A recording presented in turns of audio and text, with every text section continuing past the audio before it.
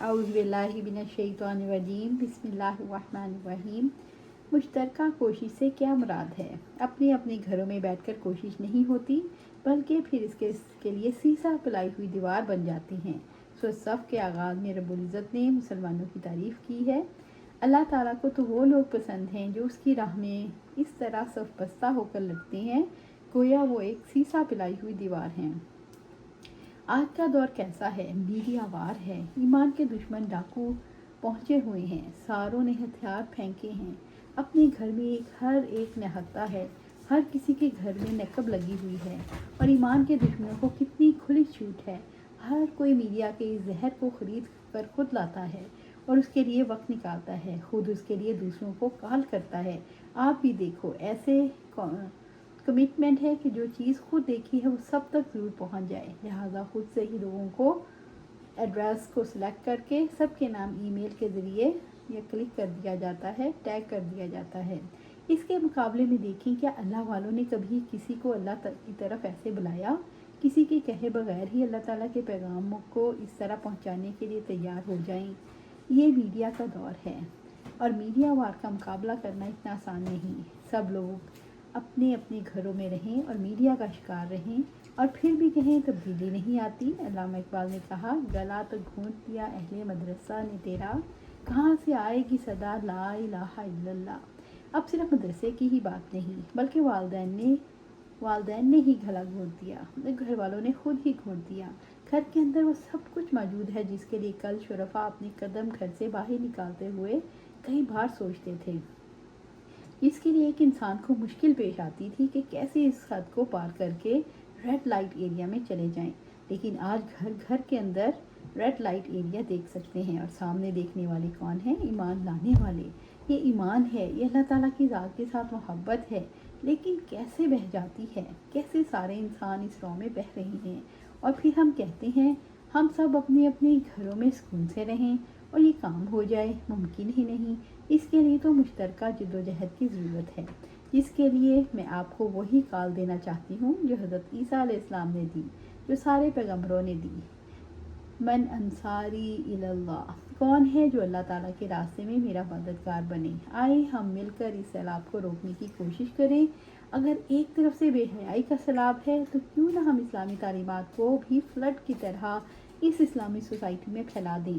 کیوں نہ اپنی نسلوں کو آگ سے اللہ تعالیٰ کی ناراضگی سے بچانے کی کوشش کریں؟ اور اللہ تعالیٰ کی ناراضگی کا دو طرح سے اظہار ہوتا ہے، نہ دنیا میں بچ سکتے ہیں اور نہ آخرت میں۔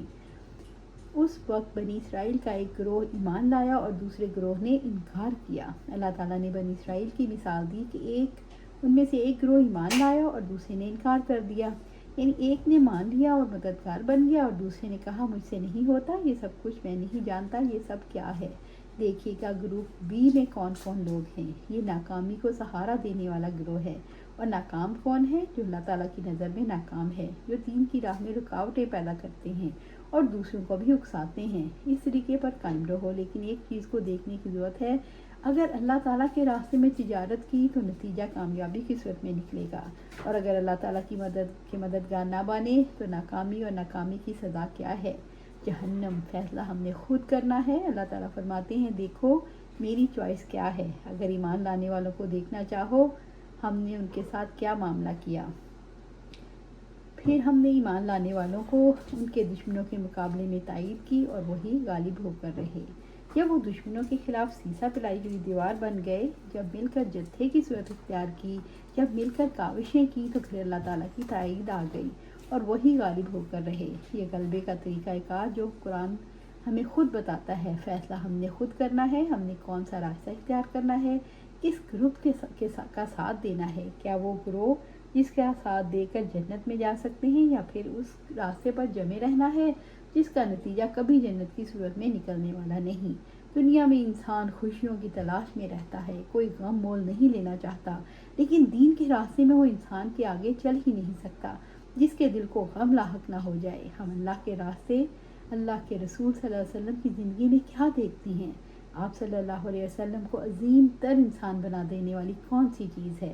آپ صلی اللہ علیہ وسلم کے اندر کی کسک، آپ صلی اللہ علیہ وسلم کا غم، آپ صلی اللہ علیہ وسلم کے آنسو، یہ سیلف موٹیویٹر تھے۔ آپ صلی اللہ علیہ وسلم کو انسانوں کا غم لگ گیا تھا۔ اپنے ہی ارد گرد کے انسانوں کا غم. آپ صلی اللہ علیہ وسلم نے سارے انسانوں کو ایک ہی بات بتلائی کہ آ جاؤ اللہ کی طرف، پھر نہ کوئی خوف رہے گا نہ غم، کیونکہ اللہ تعالیٰ کے دوستوں کے لیے نہ غم ہوتا ہے نہ خوف. آپ صلی اللہ علیہ وسلم کے پاس ایک پیغام تھا، ایک دعوت تھی.